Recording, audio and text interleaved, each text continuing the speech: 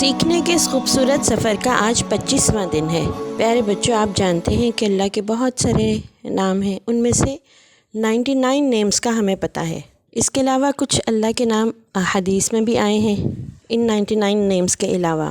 سورہ شورہ میں اللہ تعالیٰ بتاتے ہیں، سورہ شورہ 25ویں پارے کی سورہ ہے اور آیت نمبر 11 کا ایک حصہ ہے، لیسا کمثلہ شیء وہو السمیع البصیر۔ لیسا کمثلہ شیء، اس جیسا کوئی نہیں، اللہ جیسا کوئی بھی نہیں۔ اس کے جو 99 صفاتی نام ہمیں پتہ ہے نا، اللہ کی جو ہمیں خوبیاں پتہ ہیں، اس کی جو صفات ہمیں پتہ ہے، اس جیسی صفات کسی کے اندر ہے ہی نہیں، ہو ہی نہیں سکتی۔ اب اس آیت کے اگلے حصے میں اللہ کے 2 نام ہیں، وَهُوَ السَّمِيعُ الْبَصِيرُ، وہ سننے والا بھی ہے اور دیکھنے والا بھی۔ ہم ان دونوں ناموں کے حوالے سے ہی غور کرتے ہیں کہ اللہ جیسا کوئی نہیں ہے۔ کیسے؟ جب ہم دعا کرتے ہیں تو اللہ تعالیٰ سنتے ہیں، ہے نا؟ کون سنتا ہے ہماری دعا؟ اللہ تعالیٰ۔ اگر ہم اونچی آواز میں دعا کر رہے ہوں تو ہمارے ارد گرد کے لوگوں کو بھی آواز آتی ہے، ایسا ہی ہے نا؟ لیکن ہماری دعا وہ پوری نہیں کر سکتے۔ کئی دفعہ ایسا ہوتا ہے کہ ہماری دعا جو ہم کر رہے ہوتے ہیں وہ ہمارے ماں باپ بھی سن رہے ہوتے ہیں اور وہ بھی اس دعا کو پورا نہیں کر سکتے، اس کو صرف اللہ ہی پورا کر سکتا ہے۔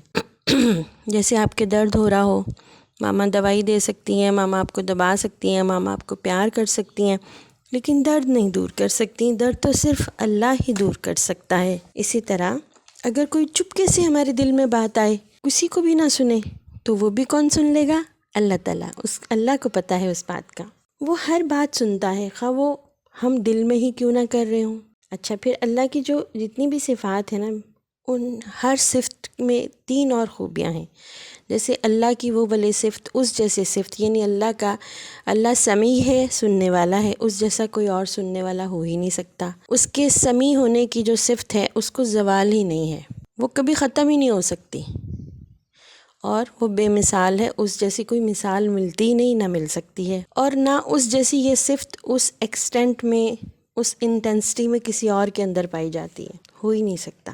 لیسا کمثلہ شیء، اس جیسا تو کوئی سننے والا ہے ہی نہیں۔ اور آپ دیکھیں کہ اللہ بصیر ہے، وہ دیکھتا ہے، وہ چھپی ہوئی چیزوں کو بھی دیکھ لیتا ہے۔ ہم تو دیوار کے پیچھے نہیں دیکھ سکتے، ہم اپنی ساکس ڈھونڈ رہے ہوں، وہ کسی کپڑے کے نیچے آ جائیں، ابھی ماما رکھ کے گئی ہیں، ابھی ہم ڈھونڈ رہے ہیں، نہیں مل رہی۔ اللہ کو چھپی ہوئی ہر چیز کا پتہ ہے، خواہ وہ زمین کی تہہ میں چھپی ہوئی ہو، مٹی کے نیچے چھپی ہوئی ہو، پہاڑوں کے نیچے چھپی ہوئی ہو، ہمارے دل میں چھپی ہوئی ہو۔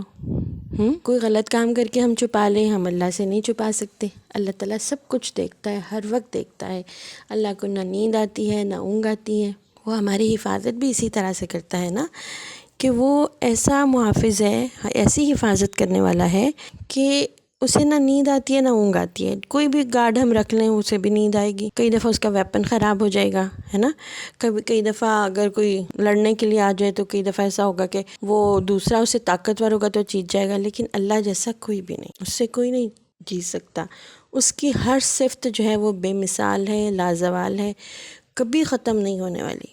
اللہ کے بہت سارے صفاتی نام آپ نے سیکھے ہوں گے، ہے نا؟ ان میں سے آج کے جو 2 صفاتی نام ہیں، جیسے السمیع کا مطلب ہے سب کچھ سننے والا، اور البصیر کا مطلب ہے سب کچھ دیکھنے والا، ہمارے اچھے کاموں کو بھی دیکھتا ہے، ہمارے برے کاموں کو بھی دیکھتا ہے، ہماری تکلیف کو بھی دیکھتا ہے، ہماری خوشی کو بھی دیکھتا ہے، ہمارے ارد گرد کے سارے ماحول میں موجود ہماری ہر چیز کو دیکھتا ہے، زمین، آسمان، کائنات، ہمارے سولر سسٹم کے اندر جتنے پلانٹس ہیں، اور ہمارے سولر سسٹم کے باہر جتنے سولر سسٹم ہیں، جتنی گلیکسیز ہیں، آسمان پر جو کچھ ہے، آسمان کے جو کچھ زمین اور آسمان کے درمیان ہے، سب کا سب اس کی نظر میں ہے، وہ سب کچھ دیکھتا ہے۔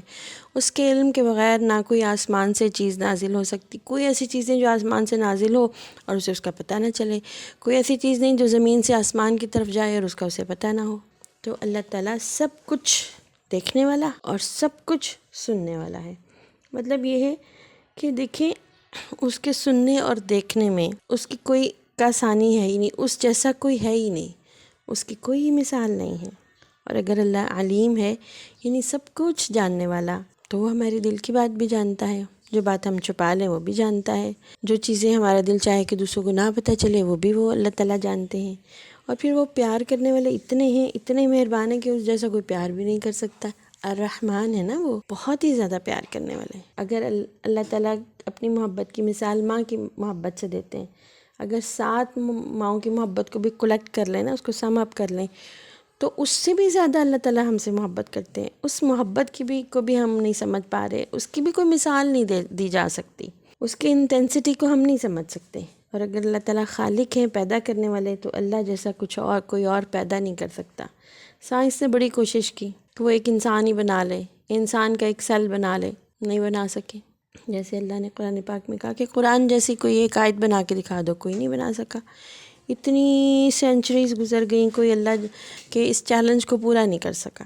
جس نے پورا کرنے کی کوشش کی، اللہ نے اسے عبرت کا نشان بنایا، ایسی سزا دی کہ ساری دنیا نے دیکھا. اللہ تعالیٰ ہمارے رب ہیں، وہ سب کچھ سنتے ہیں، سب کچھ دیکھتے ہیں، سب کچھ جانتے ہیں، بہت پیار کرنے والے ہیں. ہمیں پیدا بھی انہوں نے کیا، ان جیسا کوئی نہیں. اللہ کے صفاتی ناموں کا علم حاصل کرنا چاہیے، اس کو جاننے کے لیے، اس سے پیار کرنے کے لیے، اس کے دوست بننے کے لیے، اس سے پیارا سا تعلق بنانے کے لیے ہمیں چاہیے کہ ہم اللہ کے صفاتی ناموں کا علم حاصل کریں. آپ میں سے اکثر بچوں کو اسماء الحسنی یاد ہوں گے نا؟ بتائیے ذرا کتنے بچوں کو اسماء الحسنی یاد ہیں؟ اور یہ آیت یاد کرنی ہے آپ نے، لیسا کمثلہ شیء، لیسا کمثلہ شیء، سورہ شورى کی آیت نمبر 17 ہے. یاد کر کے بتائیں گے نا؟ اللہ تعالیٰ ہمیں اپنے صفاتی ناموں کا علم عطا فرمائے اور ہمیں اپنے آپ کو جاننے، پہچاننے اور سمجھنے کا شوق رکھنے والا بنائے. آمین ثم آمین. السلام علیکم.